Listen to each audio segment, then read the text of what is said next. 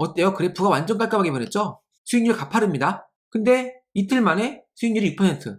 이거 득템한 거죠. 아씨, 이거 팔아야 돼. 어떻게 해? 이거 이치전지 끝난 건가? 팔아. 또 그 다음날부터 올라. 이런 경험 다 해보셨죠? 안녕하세요. 개만합니다.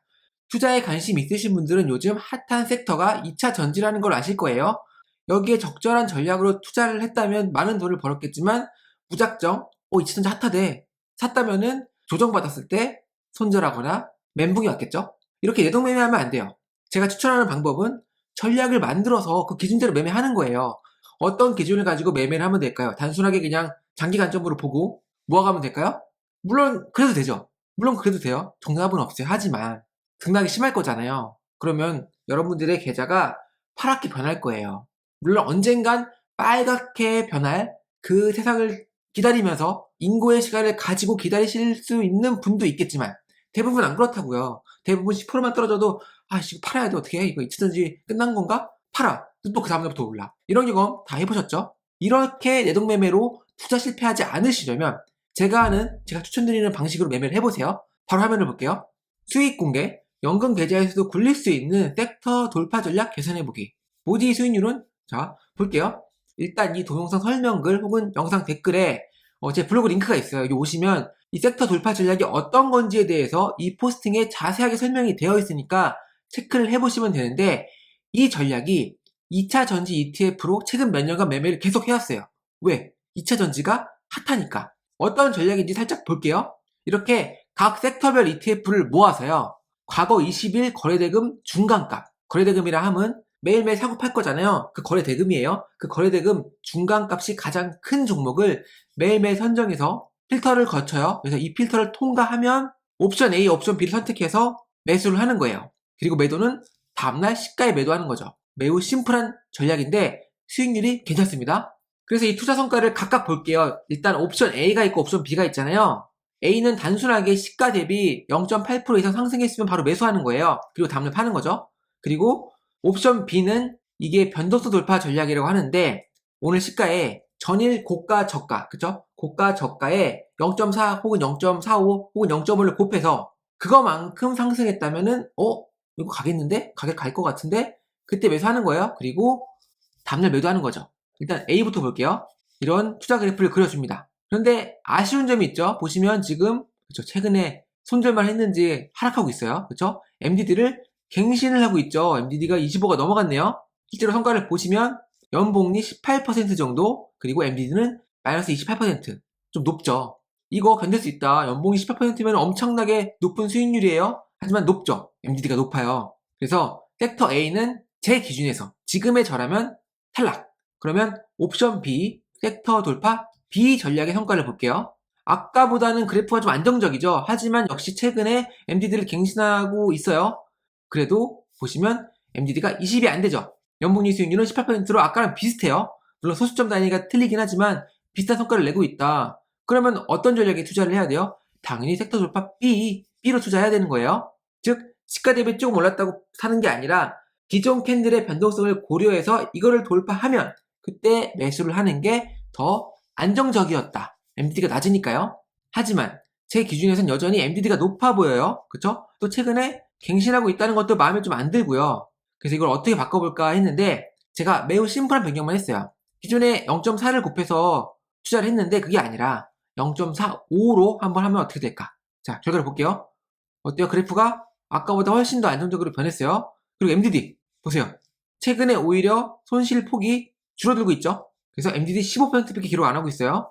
연복리 수익률은 17.87% 정도로 다소 좀 줄긴 했죠. 하지만 MDD가 15% 가까이 줄었으니까 괜찮은 거죠. 그리고 좀 더 쉬운 수정을 해볼게요. 어떻게 하느냐? 기존에는 이렇게 코덱스 ETF만 투자를 했는데 그게 아니라 타이거도 있거든요. 타이거 ETF도 몇 개 추가하고 또 은행도 있어요. 증권이 아니라. 그래서 은행 ETF도 추가를 해서 한번 돌려봤어요. 백테스팅을. 어떤 식의 결과가 나오느냐? 자, MDD 안정적이죠? 보시면 MDD 15, 그죠? 연봉이 19.39. 아까보다 올랐죠? 그래서 아까 수익률이 가장 높았던 게 섹터 돌파 A거든요? 그냥 시가에서 단순히 좀만 오르면 사는 거였는데 그게 MDD가 매우 높았죠. 28로. 그런데 이번 개선으로 어때요? MDD가 무려 13%나 개선이 됐어요. 이런 심플한 변경만으로도 MDD가 개선될 수 있다라는 점을 여러분들 알아두시고 한번 수정을 해보세요. 사실 이 변동성 돌파 전략으로 매매를 하려면 계속 차트를 보고 있어야 되거든요. 그래야 돌파하는 시점에 매수를 할 거잖아요. 이거를 언제 하고 있냐라는 거죠. 이거는 자동 매매 영역이에요. 그래서 여기 코드가 있으니까 관심 있으신 분들은 체크를 해보시고, 코드가 있으면 추가적으로 또 이런저런 조건을 추가해서 개선을 할 수 있어요. 저는 어떻게 개선을 했느냐, 일단은 K값을 ETF마다 다르게 주는 방법도 있을 거예요. 이차전지는 K값이 4.5가 아니라 0.1로 하면 더 좋더라. 증권 같은 경우는 0.3으로 하면 더 좋더라. 물론 과체적화 여지가 있긴 하지만 이왕이면 좋은 결과가 나오는 K값을 사용하는 게 맞거든요. 그 다음에 지금은 돌파하면 매수하고 다음날 그냥 시가 매도를 하는데, 그게 아니라 매도도 변동성 돌파로 매도를 하는 거죠. 즉 무조건 시가에 매도하는 게 아니라 어느 정도 떨어졌을 때만 매도하는 거예요. 그럼 결과가 어떻게 될까요? 제가 개선을 해봤어요. 어때요? 그래프가 완전 깔끔하게 변했죠? 수익률 가파릅니다. 연복리가 무려 33%, MDD는 13%밖에 안 돼요. 그래서 저는 여기에 투자를 하고 있고요. 보시면 최근에 수익이 이렇습니다. 사실 이게 엊그제 매수했을 거예요. 제 연금 계좌고요. 연금 저축 계좌, 개인 연금이죠. 근데 이틀 만에 수익률이 6%. 이거 득템한 거죠. 물론 이제 이게 언제 매도돼서 언제 수익을 확정할지 모르겠지만 계속 수익을 쌓아 나가면은 아까 제가 보여드린 이 그래프를 그려주면서 수익을 낼 수 있는 거죠. MDD 13밖에 안 되고요. 이전 영상에서 코스닥 비레인 전략, 그쵸? 연복리가 50% 넘어가는데 MDD가 10% 수준인 전략이 있었어요. 그쵸? 제 컨텐츠를 보신 분들은 아실 거예요. 그거 돌리지 이거 왜 돌리냐? 자, 코스닥 비레인 전략은 레버리지 인버스 ETF로 매매를 하는 전략이에요. 이 전략의 단점은 뭐냐? 레버리지 ETF를 매매하려면 조건이 까다롭습니다. 일단 증거금이 1,000만 원 정도 있어야 돼요. 물론 매매를 자주 하면은 그 조건이 사라져서 그냥 1,000만 원이 없어도, 증거금이 없어도 레버리지 인버스를 매매할 수 있지만, 내가 처음 시작한다. 그러면 사실 1,000만 원 깔아주고 시작해야 돼요. 근데 여러분 1,000만 원 없을 수도 있잖아요. 또 레버리지 인버스 이 코스닥피 레인 전략은 연금 계좌에서 돌릴 수가 없어요. 일반 계좌에서 돌려야 돼요. 저는 ISA 계좌를 추천해요. 절세를 위해서라도 ISA 계좌는 여러분들 만드셔가지고 계속 유지해 나가시는 거를 추천을 드리는데, 지금 제가 설명드린 이 섹터 돌파 전략은 연금 계좌에서 돌릴 수 있어요. 단돈 100만 원이라도 돌릴 수 있는 거죠. 이 전략 괜찮은데? 라고 판단이 된다면 투자를 안 할 이유가 없는 거예요. 왜냐면 수익률이 높으니까요. 어떤 자산배분 전략이 연봉이 19를 넘겨요. 어떤 자산배분 전략이 연봉이 30%를 넘기면서 MDD가 10% 수준이냐는 거죠. 대단한 전략이다. 감히 이렇게 평가를 해보는 거고요. 물론 나는 15% 손실? 무섭다. 한 7% 정도만 견딜 수 있을 것 같아.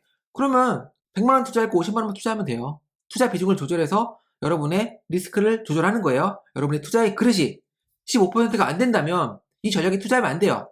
근데 여러분의 투자의 그릇이 MDD 20, 손실 20%는 견딜 수 있다. 그러면 투자해야 되는 거죠. 자, 제가 종종 투자의 그런 이야기를 하는데 그만큼 중요해서 그래요. 여러분들이 감당할 수 있는 그 손실은 생각보다 크지 않습니다. 사실 MDD 20만 넘어가도 벌렁벌렁해요.